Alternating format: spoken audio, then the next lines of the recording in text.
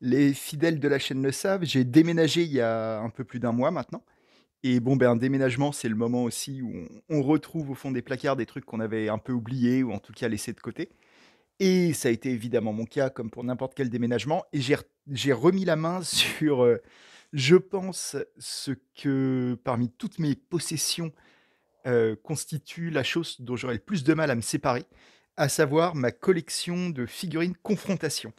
Et ça m'a donné envie de vous reparler de ce jeu qui a été une grosse part de ma vie pendant assez peu de temps, mais qui a été, vraiment la part principale pendant 2 ans à peu près de ma vie. On va revenir un peu sur l'historique de Confrontation, sur qu'est-ce que c'est? Parce que je pense qu'en fait, il y en a plein parmi vous qui n'ont aucune idée de ce que c'est, même si la petite figurine que vous voyez actuellement et que je vous sur laquelle s'est ouverte la vidéo vous a donné peut-être un indice. Confrontation, c'était un jeu de figurines justement, un peu dans l'esprit Warhammer pour ceux qui connaissent. Warhammer, vous connaissez peut-être, si vous habitez en France, les boutiques Games Workshop, alors qui maintenant s'appellent Warhammer d'ailleurs, ils ont renommé la marque. C'est des jeux, de figurines. Vous voyez là, moi je jouais à Warhammer 40 000 qui était la version futuriste, qui sont des jeux, très connus, d'origine anglaise de la marque Game Workshop, où vous alignez, des dizaines et des dizaines de figurines en plomb, sur une table et vous faites affronter 2 armées. Il y a tout un univers, il y a des très, très gros fans, de cet univers, notamment de Warhammer 40 000, la version futuriste que vous voyez là. Hem, c'est le jeu de figurines le plus connu, c'est de très loin même. C'est un peu le comment dire? L'archétype, le maître étalon de ces trucs-là. Là, je vous montre quelques photos pour que vous voyez un peu, pour que vous situez. Je pense que vous connaissez les boutiques vraiment. Si vous vous baladez dans certains centres-villes de grosses villes, vous avez déjà dû tomber sur leurs vitrines qui sont souvent très impressionnantes parce qu'ils mettent en vitrine ben, justement des batailles en cours, des choses comme ça, et ça attire toujours le regard, quoi. Et dans les années 90, donc Warhammer et Games Workshop, la marque qui fait ça, existe depuis les années 80, je crois. Et est très connu et est toujours en activité, voilà. Ça continue, tous les 5-6 ans, il y a une nouvelle édition des jeux, ils renouvellent les règles, les figurines, tout ça. Dans les années 90, en France, il y a eu une tentative, bah, réussie, en tout cas pendant un temps, de faire un concurrent français à Games Workshop et à Warhammer. Ce concurrent, il s'appelait Confrontation et il avait plein de petites différences avec Warhammer. La première, c'est qu'il se présentait comme ça au début. C'est-à-dire des petits blisters avec une mousse rouge qui rappellera quelque chose aux anciens. C'était vraiment la Après ils sont passés à de la mousse noire, ensuite ils ont revu un peu la présentation. Mais au début, c'était des mousses rouges. C'est vraiment le canal historique, celui-là, avec, vous voyez, un prix de 50 francs pour des faucheurs d'Alain, qui se présentait donc avec des figurines à l'intérieur. On va revenir sur les figurines après. Vous en faites pas, on va voir beaucoup de figurines dans la vidéo, même si on n'en voit pas trop pour l'instant. Des figurines qui n'étaient pas peintes, qui n'étaient pas assemblées, dont il fallait s'occuper. Et ça venait aussi avec une carte qui servait dans le jeu, où il y avait les caractéristiques des figurines que vous achetiez. Là, vous voyez un prophète gobelin, pardon. Là, il est en espagnol. C'est une figurine. On va revenir sur l'histoire, pourquoi j'ai des cartes espagnoles, tout ça. Et donc, vous aviez la carte des figurines que vous veniez d'acheter, carte qui servait dans le jeu, hein. C'était pas juste pour faire joli dans la boîte. Et vous aviez également, au début du jeu, vous aviez à chaque fois, avec chaque figurine, le livre de règles, qui était tout petit, qui faisait un format de carte aussi, qui était assez court, hein, comme vous voyez, c'est un petit livre de règles, et qui détaillait comment on jouait à confrontation. Il y avait un petit peu de background, ouais, celui-là je l'ai découpé, il est en mauvais état. Il y avait un petit peu de background, deux trois photos, deux trois petits textes, narratifs comme ça. Et puis il y avait surtout, beh, toutes les règles avec, les compétences spéciales, les trucs, comment on joue à confrontation.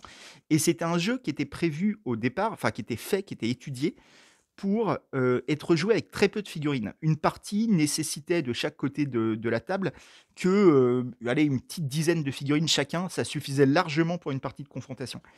Et pendant longtemps, ça a été ça, c'était un jeu d'escarmouche, c'était comme ça qu'il était présenté, et qui a eu beaucoup de succès rapidement parce que Games Workshop en face, Warhammer 40 000, étaient des jeux qui étaient, eux, faits pour aligner des grosses armées qui coûtaient très cher, forcément. C'est un budget, hein, ce genre de jeu. Chaque figurine vous coûte déjà 10 euros, il en faut 200. Voilà, vous vous retrouvez très très vite avec un gros budget. Euh, et là, Confrontation arrivait avec une économie de moyens, une économie économique également, qui a rafraîchi un peu le paysage et ça fait qu'assez rapidement, il y a eu une vraie communauté qui s'est formée autour de Confrontation en France. Il y a Ronnie qui vient s'intéresser. Ça va être une vidéo à haut risque avec Ronnie parce qu'il va y avoir plein de petites figurines qui vont apparaître petit à petit. Donc j'espère qu'il va pas trop penser que c'est ses jouets. On verra. Mais donc ouais, ces confrontations est arrivée en France en 97 et jusqu'aux années 2000, ça n'a fait que s'amplifier et vraiment assez rapidement. C'est-à-dire que très vite, il y a eu pas mal de figurines qui sont sorties, de plus en plus. Il y a eu plusieurs armées qui se sont composées. Au début, ils avaient sorti que 4-5 armées, et puis petit à petit, ils en rajoutaient, ils en rajoutaient, ils en rajoutaient. Et donc les joueurs se sont organisés. Il y a eu des tournois, il y avait une confédération, la Confédération du Dragon Rouge, qui était une organisation faite par les joueurs pour organiser des tournois, pour un peu pour fédérer les gens autour de ce jeu. Il y a eu très rapidement, il y a eu des magazines qui se sont formés, qui n'étaient pas des magazines officiels, mais qui étaient des magazines un peu qui tournaient autour des jeux de plateau, des jeux de figurines, et qui parlaient beaucoup de confrontation. Vous voyez, là, c'était le magazine Ravage, début 2000, enfin fin 2000 plutôt, octobre-novembre 2000, 39 francs, qui était un magazine dédié aux jeux de plateau et qui parlait, vous voyez, là, ils avaient mis carrément confrontation en couverture. Là, c'est une illustration de confrontation. Ils en parlaient au même titre que Warhammer. Derrière, j'ai un autre magazine qui s'appelait Chaotique, qui était plus un magazine de jeux de rôle, mais qui lui aussi parlait de confrontation. Donc ça faisait beaucoup parler. C'était pas un épiphénomène, c'était vraiment devenu un concurrent sérieux à Games Workshop, en tout cas en France. Ça a jamais trop, trop dépassé les frontières françaises. Il y a eu des traductions, comme on l'a vu en espagnol notamment, mais c'était quand même plutôt en France que ça se passait. Déjà parce que c'était une marque française. Je me rappelle, moi comme je suis un early adopteur de confrontation, je me suis mis à jouer vraiment très, très tôt.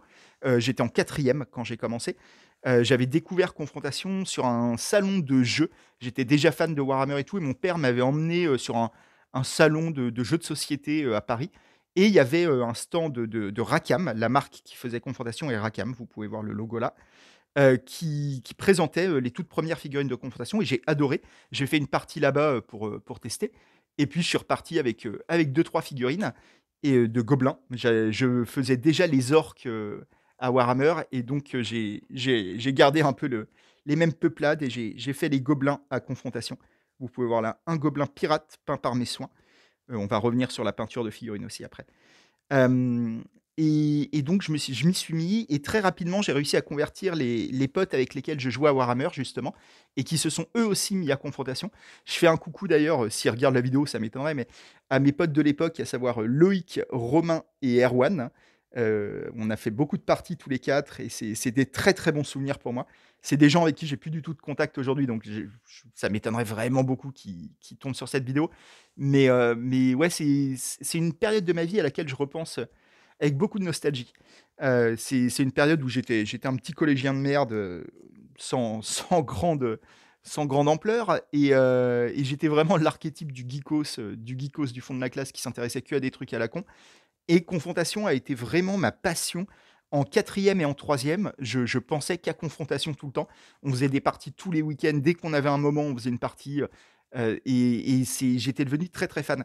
Et du fait que j'étais fan rapidement, très tôt dans l'histoire du jeu, j'avais entretenu un petit peu des liens, bien que j'avais 13 ans, hein, mais j'écrivais des lettres et tout à l'équipe qui faisait le jeu. Ils me répondaient, en fait. C'était une petite équipe en réalité au départ. Ils étaient une dizaine, et donc ils me répondaient. Et j'avais eu la chance d'aller les voir, en fait, là où dans leur bureau, quoi, si on peut dire, qui était à la fois leur bureau, mais aussi leur chaîne d'assemblage. Ils faisaient les blisters, ils les faisaient à la main. C'est eux qui mettaient les figurines dans le blister, qui le refermaient, tout ça. Donc c'était rigolo de voir ça. Et j'ai même eu le droit à une carte. Il y a une carte de sort. Il y a un magicien qui a des cartes de sort. Il y en a une qui est en hommage à mon personnage de confrontation, Oxide. Voilà, pour ceux qui se rappellent de la Baba Yagob, la magicienne gobelin. Il y a une carte qui vient de moi. Voilà. Et donc, petit à petit, Confrontation, je reviens un petit peu à l'historique du jeu, s'est développé après les livres de règles qu'on avait dans tous les blisters. Donc ça, c'est le livre de règles initial. Ils ont rajouté des règles de magie qui étaient données avec les magiciens. Quand vous achetiez un magicien, vous avez ce livret-là qui rajoutait tout un tas de règles de magie, quoi, qui étaient assez spécifiques, qui étaient assez complexes. C'est le moment où le jeu a commencé à se complexifier un petit peu. Surtout qu'après, ils ont aussi rajouté, les règles d'incarnation pour, ce qu'ils appelaient, je crois, les hé c'est pas les héros, c'était les avatars, je sais plus comment ils les appelaient. Mais en fait, certains personnages, certaines figurines, avaient un statut un peu particulier qui leur permettait de gagner de l'expérience. Et c'est tout un truc que moi j'ai très peu fait pour le coup. J'ai très peu joué à cette version du jeu-là, où vous faisiez évoluer vos personnages, vos figurines si vous voulez, de partie en partie. Quand vous gagnez, elles gagnaient de l'expérience comme dans un jeu vidéo. Mais ce qui est quand même un peu difficile à gérer, quand vous faites des parties avec vos potes et que vous n'avez pas un planning de partie, bien organisé, bien précis. C'était un peu dur à gérer. Nous, on ne l'a jamais trop fait. Incarnation, c'est quelque chose que j'ai jamais trop testé, mais qui consistait à rendre vos figurines de plus en plus fortes, de partie en partie, quoi. Et donc le jeu prenait de l'ampleur, prenait de l'ampleur. Il y a eu une version 2 de Confrontation, où ils avaient un peu amélioré les règles, ils avaient équilibré certaines choses parce que comme tout jeu, vous donnez des capacités aux personnages, tout ça au départ et puis comme la gamme s'étoffe, qu'il y a de plus en plus de compétences, de plus en plus d'adversaires possibles, comme dans un jeu de baston, quand vous rajoutez un personnage dans Street Fighter, en fait, il faut un peu rééquilibrer tous les autres parce que ça amène une nouvelle méta, comme on dit, au jeu et que forcément, il va falloir rééquilibrer certaines choses pour que le jeu ne devienne pas pété, qu'il n'y ait pas des personnages qui ont un avantage énorme sur d'autres ou des choses comme ça. Donc il y avait une deuxième version avec un livret de règles qui ressemblait toujours à ça, mais qui était un peu... ils avaient un peu revu certaines choses. Et pendant tout ce temps-là, depuis le début, pardon, Rakam nous disait que un jour prochain, et je me rappelle que depuis le début du jeu, il disait ça arrive bientôt. Il y aurait le jeu Ragnarok, qui serait le jeu avec dans le même univers, avec les mêmes personnages et tout ça, mais à grande échelle, comme Warhammer, où on alignerait 100 personnages de chaque côté de la table. Et ce jeu a mis énormément de temps à arriver. Il n'est pas du tout arrivé comme il disait au début l'année d'après. Il est arrivé genre 5 ou 6 ans après, quelque chose comme ça. Et entre-temps, il y avait eu aussi, parce que les gens s'étaient habitués à Confrontation. Et si au début, on attendait tous Ragnarok, le jeu à grande échelle, petit à petit, finalement, on aimait Confrontation plus que Ragnarok. Et quand Ragnarok pardon, est sorti, ça n'a pas été autant l'effet attendu que... Ça n'a pas été un buzz incroyable. Parce que entre temps était sorti ça, un très gros livre, de Confrontation troisième édition, et où là, ça devenait, là, vous voyez, on était sur un très gros livre qu'il fallait acheter à part, qui était plus dans les blisters, et qui avait des règles beaucoup plus amples. Le livre il doit faire 200 et quelques pages, ouais, 200 pages. On était tout de suite sur un autre délire. Et à ce moment-là, au moment où la troisième édition sort, il y a déjà, on doit être proche du millier de figurines différentes qui sont sorties. Il y a une quinzaine d'armées, il y a énormément de règles à connaître. Et donc, ça commence à prendre du temps. C'est plus le petit jeu des débuts. Mais il y a encore toujours un énorme public pour ça. Il y a plein de tournois, il y a plein de trucs. Là, on est à peu près, on est au début des années 2000. On est entre 2002 et 2005, quelque chose comme ça à ce moment-là. Et il y a toujours toute cette communauté qui joue énormément à Confrontation 3, comme on disait, Confrontation troisième édition, qui reste encore aujourd'hui l'édition de référence, en fait. C'est à ça, les quelques personnes qui jouent encore à Confrontation aujourd'hui, il doit en rester, jouent probablement à la troisième édition, en fait. Qui a été un petit peu revue sur Internet. Je crois que c'est la 3.65 ou je sais plus comment ils appellent ça. Il y a eu des petits remaniements sur certaines règles, toujours pour des soucis de rééquilibrage, hein, comme on disait. Et donc c'est une version un petit peu twistée qui est jouée par les quelques survivants de Confrontation. Mais c'est cette version-là qui a fait référence. Ensuite, il y a eu Ragnarok, comme je disais, le jeu à grande échelle, mais qui finalement n'a jamais tellement pris. Les gens ont continué à jouer à Confrontation, pas à Ragnarok. Et à ce moment-là, ça a commencé, donc vers 2000, 2005, ça a commencé à être la fin. On n'a jamais trop su, encore aujourd'hui, c'est un petit peu flou d'expliquer qu'est-ce qui s'est passé à ce moment-là. Euh, c'est, je continue à vous montrer des livres tout en parlant.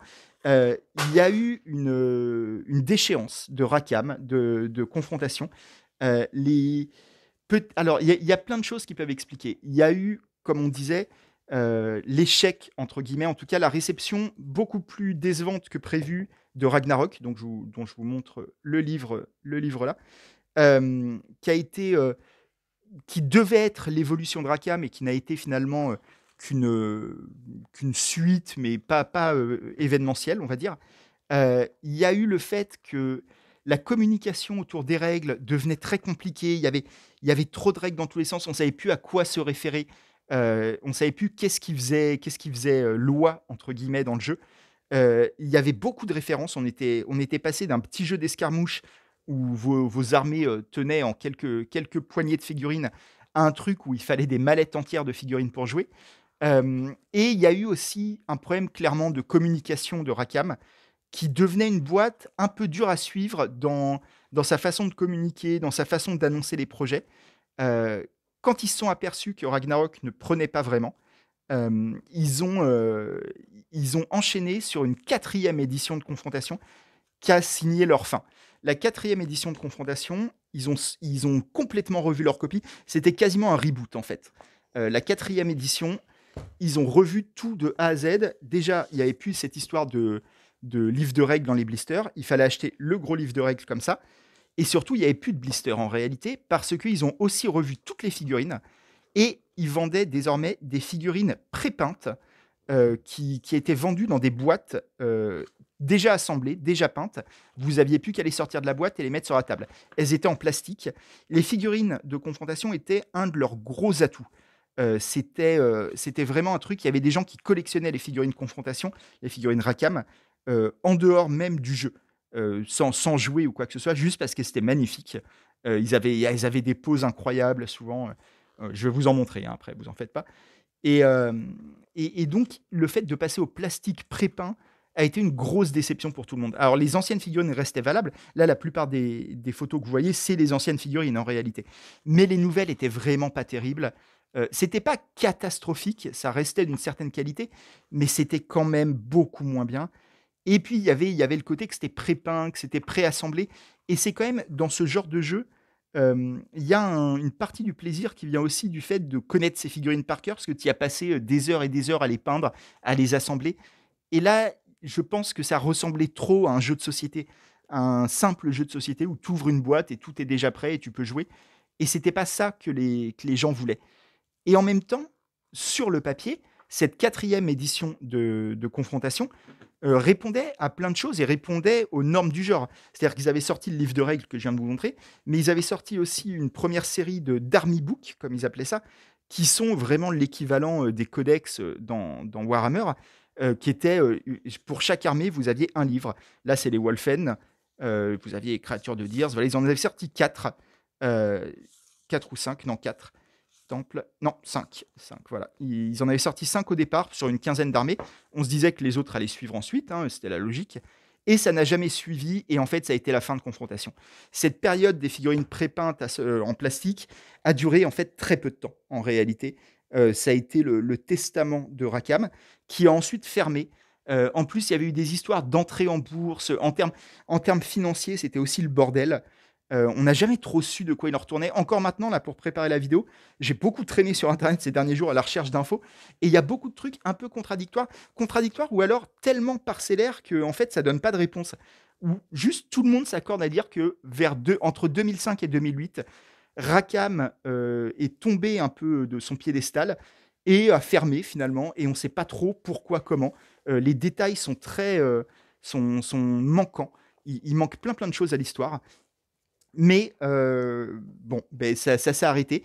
Par la suite, pourtant, vraiment, ils ont fini sur les années 2000, enfin, au milieu des années 2000, ils étaient vraiment assez hauts. Ils avaient leur propre magazine, Cry Havoc, qui était sorti, qui était vraiment le magazine officiel et qui, tous les 3 4 mois, donnait des updates au niveau des règles de jeu, donnait des conseils, il y avait des nouvelles aussi qui étendaient l'univers, plein de choses comme ça. C'était un magazine assez classe, très, même dans sa fabrication, qui était très luxueux. Je les ai tous. C'est très, c'était des objets agréables, quoi. Ils fignolaient le magazine. C'était pas juste un truc promotionnel, quoi, si vous voulez. Ça faisait partie du jeu. Si vous étiez vraiment fan, il fallait acheter le magazine quand même, quoi. Euh, il y avait des conseils de peinture, comme vous voyez là aussi. Voilà. Ça. Et donc ouais, ils étaient vraiment hauts, mais ça a chuté. L'explication est un peu manquante. Depuis, c'est un peu le serpent de mer depuis 2008.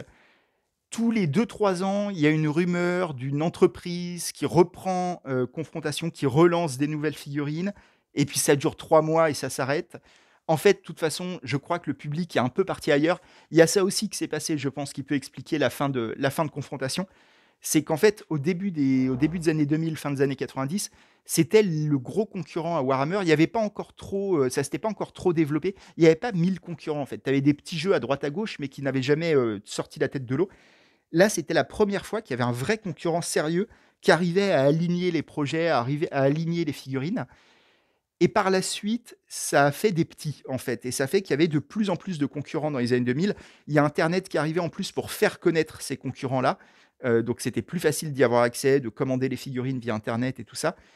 Et donc je pense que c'est un peu tout ça qui a fait que ben ouais, on est passé à autre chose. Les joueurs se sont un peu détournés de ce jeu, comme je disais, qui avait des règles un peu bordéliques et tout. Et ils sont partis vers d'autres horizons. Et Rackham a fermé. Et ça fait qu'aujourd'hui, toutes les tentatives de réédition et tout, il y a toujours un petit vernis nostalgique. Je vais continuer à vous montrer des. Là, j'ai les catalogues officiels qui sortaient annuellement. Je vais vous montrer des trucs tout en parlant.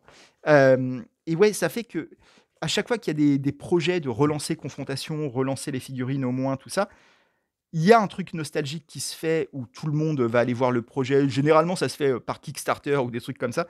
Donc tout le monde va voir ce qui se passe. Mais passer cet élan de nostalgie, en réalité, il n'y a plus vraiment le public, il n'y a plus les joueurs. Je crois qu'aujourd'hui, en 2023, personne n'a vraiment envie de rejouer à Confrontation en réalité. Même les fans de jeux de figurines, il y a d'autres jeux qui existent, des trucs bien implantés, faciles à updater, tout ça. Confrontation, c'est devenu un pan de l'histoire des jeux de figurines, mais ça a été un peu archivé. C'est plus vraiment en vie, entre guillemets.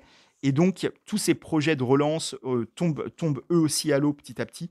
Enfin, pas petit à petit, très subitement. Il y a eu une histoire, je crois, il y a 2 3 ans, où il y avait eu un gros Kickstarter qui avait réuni beaucoup d'argent pour vraiment relancer Confrontation et relancer toutes les figurines. Le Kickstarter ce qu'il promettait était démentiel. Enfin, c'était vraiment, quand vous financiez le Kickstarter, il y avait limite une option, je crois, pour avoir toutes les figurines qui avaient été faites. On parle de, ouais, largement plus de 1000 figurines, hein. Peut-être même plus de 2000 en fait. Il y avait énormément de figurines. Et ça n'a jamais, comme beaucoup de Kickstarter malheureusement, ça n'a jamais vu le jour. Les gens ont donné leur argent et puis ils n'ont jamais rien reçu en retour. Donc ça a été un scandale parmi d'autres qui a fini de refermer le cercueil de Confrontation, hein, je pense. Et aujourd'hui, plus personne parle trop de relance. Il y a eu des petites tentatives de jeux vidéo aussi, par des petits studios français, Cyanide, pour ceux qui s'y connaissent en jeux vidéo, qui avait fait un jeu Confrontation qui a pas marché et qui était pas bien. Je l'avais testé. C'était vraiment une espèce de sous-Diablo, enfin ça n'avait aucune espèce d'intérêt, mais c'était l'univers de Confrontation, c'était un peu rigolo. Mais voilà, ça n'a pas non plus relancé le truc. Et donc aujourd'hui, Confrontation est tombé dans l'oubli, et doit traîner dans les placards d'anciens collectionneurs comme moi, qui retrouveront peut-être leurs figurines au détour d'un déménagement. Et maintenant que je vous ai parlé un petit peu de l'historique de Confrontation et de tout ce que ça a représenté dans le paysage, je vais peut-être justement vous montrer un peu les figurines en question, parce que j'en ai beaucoup, et c'est peut-être ça qui est le plus important à montrer. Je vais vous montrer ça, et puis en parlant un peu plus de manière perso de ce qu'a représenté Confrontation pour moi. Je vous ai pas tout sorti, mais en voilà déjà quelques-unes. C'est vraiment un truc, comme je disais, je pense que c'est les choses, ces figurines-là, c'est les trucs dont j'aurais le plus de mal à me séparer dans ma vie. Parce qu'en fait, ça représente vraiment des heures et des heures et des heures à les peindre. Donc tout est peint à la main par moi. J'avais plutôt un bon niveau de peinture, je pense. Je vais essayer de vous en montrer quelques-unes de près.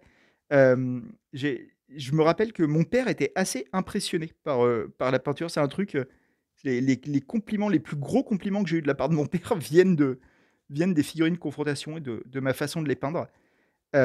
Et ouais, c'est des heures et des heures. Et en fait, quand vous passez autant de temps sur une figurine, vous voyez la taille, hein, par rapport à mes doigts, c'est vraiment petit.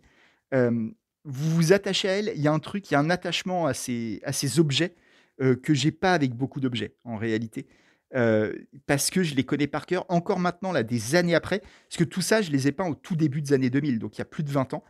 Je pense que j'ai ouais, alors je vais revenir là-dessus. J'ai repeint des figurines bien plus tard, mais en gros, t le gros de ce que vous voyez a été peint au début des années 2000 et pourtant, je me souviens encore vraiment des détails parce que, vous voyez, chaque bouton là, sur la peau de ce personnage-là qui s'appelle Goretz, qui était le chef des gobelins mutants.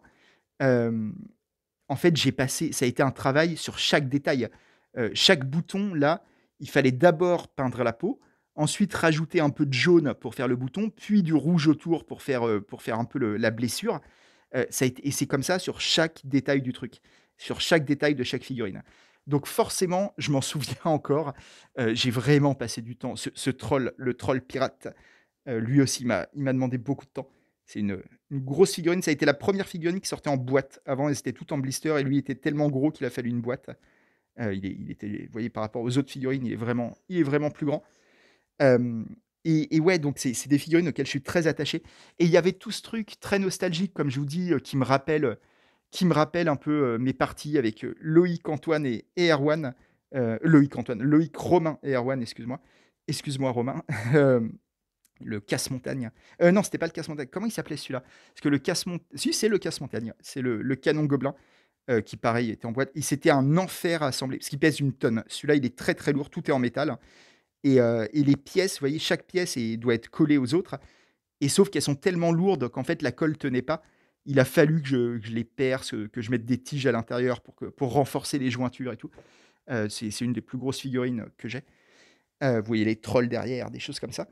Et ouais, il y a un truc très nostalgique dans ces figurines-là, même si elles sont maintenant rangées au fond d'un placard, hein, elles sont en plus, en fait, c'est des trucs, c'est vraiment des attrape-poussières. C'est-à-dire, vous pouvez difficilement les laisser traîner comme ça chez vous si vous jouez pas régulièrement. Ça devient un truc, où il y a de la poussière partout, des espèces de toiles d'araignée et tout ça. Donc malheureusement, moi, elles sont rangées à l'abri, dans un carton, bien protégé. Ce qui fait que bon, beh, oui, c'est vraiment un truc de fond de placard, mais je pense que je serais incapable de m'en séparer. Ça symbolise trop de choses sur ma jeunesse, sur des moments vraiment qui ont été importants pour moi, hem et qui me rappellent vraiment beaucoup de bons souvenirs et ça me faisait plaisir, d'être retombé dessus. Je les ai un peu toutes regardées là, quand je les ai ressorties après le déménagement. Hem, c'était vraiment une période de ma vie, qui comme je disais, qui a duré peu de temps, mais qui m'a beaucoup aidé à ce moment-là, qui était très importante pour moi et ce qui est marrant, je vous disais, j'en ai repeint il y a pas si longtemps, enfin il y a pas si longtemps, il y a quand même j'étais très fan de Korn à l'époque. Je mettais des petits easter eggs dans mes figurines comme vous voyez là. Hem, c'est que quand je suis parti de chez mes parents, donc il y a quand même, presque 15 ans, hein. J'ai je sais pas pourquoi, un jour, je m'ennuyais dans mon studio, j'étais étudiant à l'époque et ça allait pas très bien. C'est une période de ma vie assez dépressive, les premières années, les 2 premières années, où je suis parti de chez mes parents et je m'étais réintéressé à Confrontation un jour, un soir, sur internet. Je m'étais dit: «Tiens, qu'est-ce que ça devient Confrontation?» J'y jouais plus depuis déjà, quasiment 10 ans et c'est là que j'ai vu que ça n'existait plus. En fait, je me suis réintéressé à Confrontation genre, 6 mois après que Rackham ferme, la boîte qu'il fabriquait et donc à ce moment-là, c'était le meilleur moment finalement pour racheter des figurines parce qu'elles étaient toutes bradées.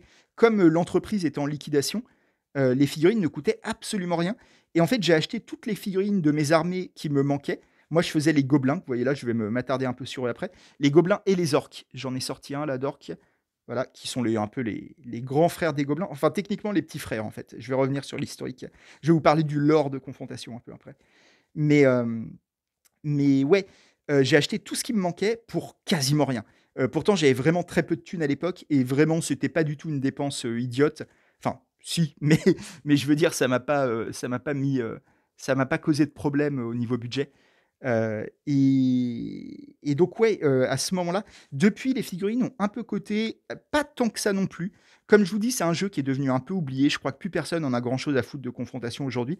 Ce qui fait que si vous voulez acheter des figurines, je sais pas pourquoi vous voudriez en acheter, mais vous pouvez en trouver. En fait, le plus dur, c'est plutôt de les trouver, mais le prix est pas démentiel. Vous pouvez avoir un blister pour 10 €, un blister d'époque, donc ça fait deux trois figurines en général, le blister. Donc c'est pas ça reste faisable si vous voulez. Voilà, un archer. Les archers ont mis beaucoup de temps à sortir. Au début, c'était des javeliniers, les tireurs gobelins. Voilà, je vous dis ça pour les gens qui pour les gens à qui ça parle.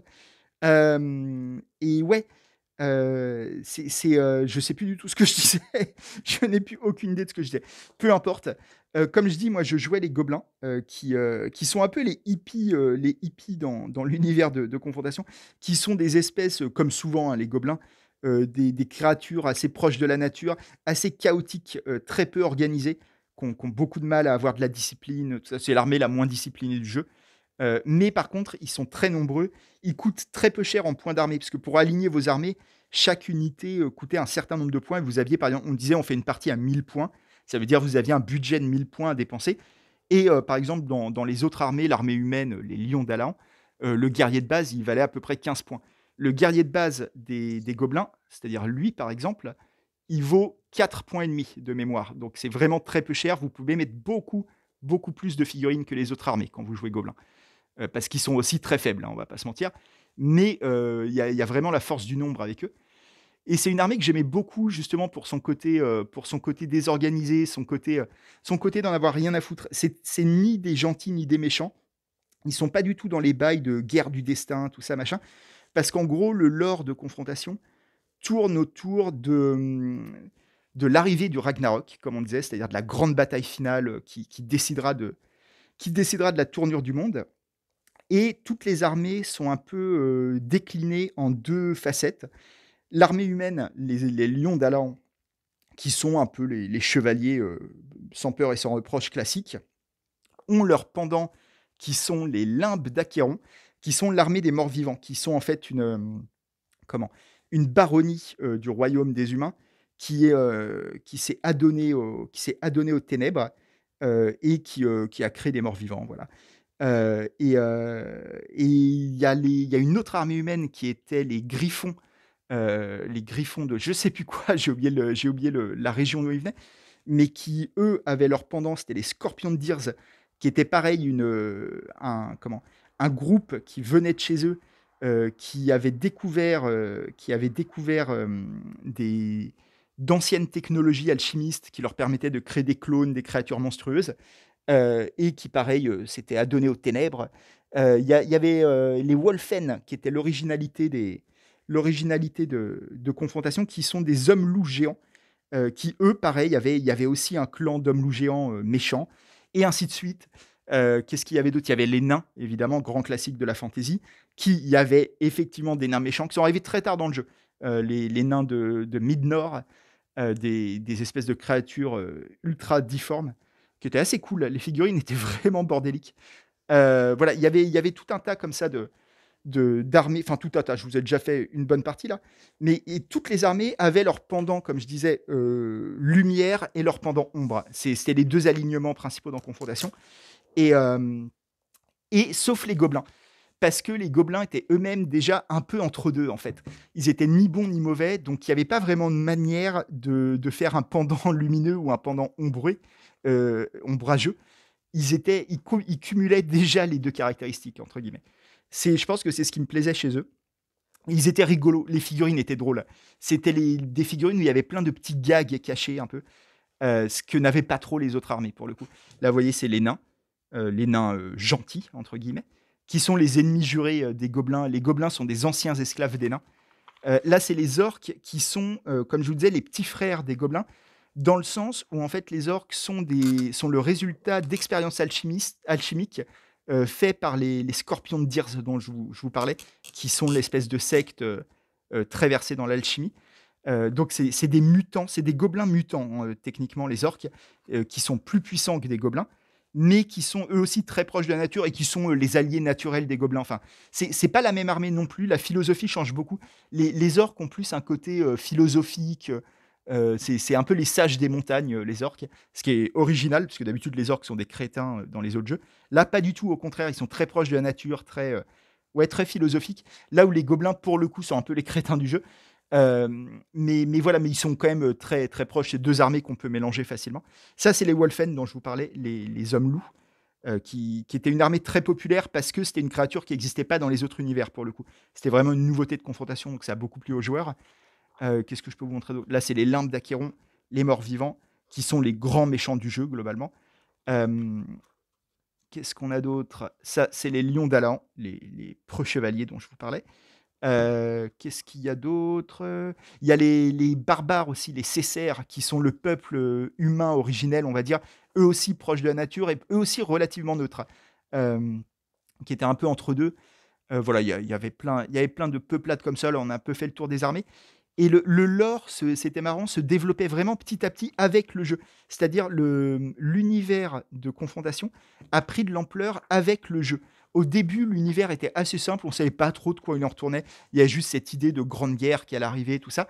Et petit à petit, d'édition du jeu en édition du jeu, ça se complexifiait, on en a appris plus sur les origines du monde Darklash, où se passe tout ça.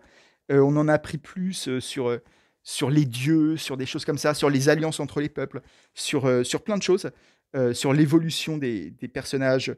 Il y avait tout un truc vraiment intéressant qui évoluait en fait d'édition en édition. On suivait l'histoire, c'est-à-dire que chaque nouvelle édition du jeu était aussi comme un nouvel épisode de l'histoire d'Arklash, où certaines choses se passaient. Il y a des personnages qui sont morts, des choses comme ça. C'était vraiment cool aussi. Il y a d'ailleurs 2 romans de l'écrivain de fantasy, Mathieu Gabory, qui est assez connu, un grand écrivain de fantasy française, qui l'a consacré à cet univers qui était sorti pendant que le jeu était actif. Le premier, c'était La Faille de Kébert, donc, que vous voyez là, qui racontait l'émergence des morts-vivants, comment tout ça a commencé, comment les morts-vivants sont arrivés. Et le deuxième, c'était Les Cendres de la colère, qui s'attardait sur le peuple ophidien, qui était un peuple d'hommes serpents qui arrivait très très tard dans l'histoire du jeu, mais qui était paradoxalement un des premiers peuples d'Arklash, un des peuples fondateurs, donc très important pour l'univers du jeu, mais qui arrivait en jeu très tard. Les figurines sont apparues sur les dernières années de confrontation. Euh, et d'ailleurs, comme les elfes, on nous a promis les elfes depuis le début du jeu, les elfes et leurs dragons. On nous avait dit que les elfes auraient plein de dragons. Ils sont arrivés vraiment les 2 dernières années de confrontation, je crois. On n'a pas trop vu les dragons. Mais voilà, c'était. En fait, ça a été beaucoup ça aussi, confrontation, beaucoup de promesses de long terme, où, comme Ragnarok, où dès les premiers jours de confrontation, on disait le jeu à grande échelle arrive, c'est pour l'année prochaine. Ça a pris 5 6 ans. Et c'était comme ça pour plein de choses, pour les elfes qui ont mis 1000 ans à arriver, pour telle ou telle armée qui était teasée, qui n'arrivait pas, qui n'arrivait pas. Mais il y a eu quand même des bonnes surprises aussi. Puis il y a eu tout un tas de figurines qui, en elles-mêmes, comme vous les voyez là, étaient déjà ultra cool. Moi, j'ai vraiment passé du temps là-dessus. Là, même en les revoyant, je suis assez fier quand même. Je trouve que je peignais bien.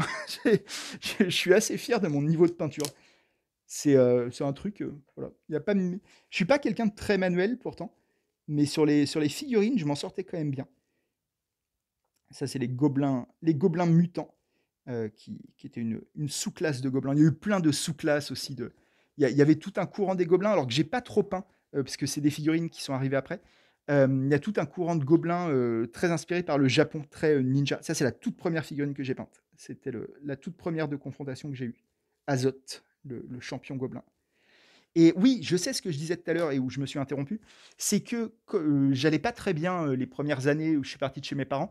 Alors c'était peut-être lié au fait que je partais de chez mes parents, le début de la vie adulte, de la vie responsable, tout ça, le fait que j'étais étudiant dans un truc qui me plaisait pas tant que ça non plus. Je me posais beaucoup de questions et je suis retombé sur Confrontation, sur l'actualité de Confrontation. J'ai découvert que ça n'existait plus. J'ai racheté toutes les figurines qui me manquaient et pendant quelques mois, ça n'a pas duré longtemps, mais je dirais pendant 6 mois, je me suis remis à peindre. Il y a certaines figurines que vous voyez là que j'ai peintes à ce moment-là, donc il y a une dizaine d'années maintenant, 10 15 ans. Celle-là, par exemple, je pense que c'était à ce moment-là, euh, que j'ai peinte à ce moment-là. Et ça m'a fait beaucoup de bien. Je pense qu'il y a eu un truc un peu de thérapie par la nostalgie, où je me suis remis dans un truc auquel je m'intéressais plus du tout depuis 10 ans. J'avais complètement oublié Confrontation. Moi, pour le coup, quand ça s'est arrêté, Confrontation, quand Rakam... Enfin, même avant que ça s'arrête, quand moi j'ai arrêté Confrontation, parce que moi j'ai arrêté bien avant que le jeu s'arrête en réalité. J'ai arrêté... moi, ça a tenu... J'ai joué à Confrontation régulièrement en quatrième, en troisième, et pendant l'année de seconde, j'ai arrêté parce que j'étais devenu ado, que je m'intéressais à d'autres trucs. J'étais beaucoup dans la musique à ce moment-là, dans le punk rock, dans le métal. J'étais dans les filles aussi. J'étais j'étais dans les sorties entre potes, les soirées du samedi soir, tout ça. Je buvais beaucoup d'alcool, ce genre de choses. Et ça fait que Confrontation a été rangé dans un placard à ce moment-là, sans regret. Enfin, j'avais pas du tout honte d'y avoir consacré beaucoup de temps, mais j'en avais plus grand-chose à foutre, quoi. Et j'ai ouais, ça m'a fait du bien, ça devait être, vers 2010 quoi, quelque chose comme ça, de m'y remettre un peu. Alors j'ai pas joué puisque il y avait plus de communauté ou quoi et puis j'étais tout seul de mon côté, enfin, ça aurait été très compliqué de me remettre à jouer. Puis j'en avais pas forcément envie, j'avais pas envie de jouer. J'avais juste envie de remanipuler des figurines, de me remettre un petit peu là-dedans, de voir ce que ça devenait. C'est un moment aussi où je me suis beaucoup intéressé au lore justement du jeu. Je vous ressors quelques autres figues de ma boîte. Ça, c'était des figurines rares qui étaient que en édition, que par correspondance, je crois, qui étaient des crapauds magiques. J'en ai deux, comme vous voyez. Et ouais, je me suis beaucoup intéressé au lore à ce moment-là. C'est là que j'ai acheté les magazines et tout. Et tout était trouvable très facilement sur Internet. Donc je me suis fait plaisir. Et par la suite, j'ai redéménagé de mon côté. Je passais de mon studio à un autre appartement où j'étais en coloc. Et j'ai remis les figurines confrontation dans leur boîte. Et là, pour le coup, elles en sont plus ressorties jusqu'à aujourd'hui. Et en vrai, aujourd'hui, je sais que là, après la vidéo, je vais les remettre dans leur boîte, hein. Je vais pas me remettre à en peindre ou quoi. Je pense sincèrement que ce coup-ci, c'est terminé. Mais ça reste un jeu pour lequel j'ai beaucoup de nostalgie, que j'aime beaucoup, que j'ai beaucoup plus que de la nostalgie, j'ai même de l'affection. C'est un jeu vraiment qui m'a marqué, qui m'a fait du bien, qui m'a aidé, quand j'étais un petit geekos nulard, et ça fait que, ouais, j'avais envie de vous en parler, sûrement très mal, hein, comme d'habitude, vous connaissez mes vidéos très mal organisées. Encore un gobelin mutant, qui lui avait des pouvoirs, je sais plus trop, je sais plus, il était un peu spécial lui, je crois. Mais il était cool, la figurine était ultra classe, très Gremlins, Gremlins 2 pour ceux qui voient. Heu, ouais, voilà, j'avais envie de vous parler de confrontation, de vous faire un petit peu une présentation de tout ça, de vous montrer des figurines, de vous montrer mon talent à la peinture, de vous montrer ces décors aussi qui étaient faits, alors je me rappelle plus du tout la marque. J'ai envie de l'appeler Arcane, mais non, c'était pas ça parce que je sais plus. C'était, moi j'habitais dans les Yvelines à Plaisir dans le 78. Je suis de retour dans les Yvelines d'ailleurs depuis peu. Et à Versailles, il y avait une boutique, il y avait un Games Workshop, une boutique Games Workshop, et en face, il y avait une boutique de miniatures de manière générale, qui vendait pas de Games Workshop, parce que ça aurait été vraiment du suicide d'un point de vue commercial, vu qu'ils étaient en face de la boutique, mais qui vendait un peu tout le reste, que ce soit des maquettes, des trains électriques et du confrontation quand c'est apparu. Et c'était devenu notre repère avec mes potes avec qui on jouait. On allait tout le temps dans cette boutique, je sais pas, au moins une fois par mois, mais même plus que ça, traîner, acheter des nouvelles figurines, discuter avec les vendeurs. Et l'un des vendeurs, qui s'appelait Olivier, je crois, je me rappelle de son nom, était sculpteur de décors pour jeux de figurines. Et donc, c'est pas des trucs officiels, là, que vous voyez, c'était lui qui les faisait en plâtre, mais ils étaient très cool, ils étaient pile à l'échelle pour confrontation. Donc, on en avait tous acheté quelques-uns. Moi, j'en avais acheté très ambiance gobelin, quoi. Donc, des espèces de huttes, des trucs un peu en mauvais état. Et ça nous servait de décor pour nos parties. Parce que si vous voulez, là j'ai plus le matos pour vous montrer, mais une partie de confrontation, ça se passait sur une table comme ça, on posait des décors, on avait un tapis qui mimait de l'herbe, si je puis dire, un tapis vert. Et par-dessus, on posait le décor et on faisait évoluer les figurines, quoi. C'est des jeux, vous savez, sans plateau. En fait, le plateau, c'est une table. Et donc, ouais, ces décors étaient ultra cool. Je les ai gardés aussi. On en avait d'autres. On s'était fait des collines en polystyrène, des trucs comme ça. Je sais pas ce que c'est devenu. Je me demande vraiment ce qu'ont fait mes potes, donc Romain, Loïc et Erwan, je parle beaucoup d'eux, ce qu'ils ont fait de leurs figurines. Est-ce qu'ils les ont encore dans un placard? J'aimerais beaucoup savoir si, comme moi, ils ont un petit élan de nostalgie quand ils tombent dessus.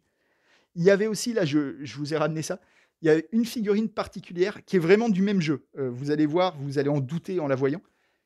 C'est celle-là, la Tarasque. Tac. Je vous montre la taille par rapport aux autres. C'est un des deux titans, comme ils appelaient ça, qui était sorti. Vraiment, on n'est pas sur la même échelle, mais parce que c'est des créatures gigantesques.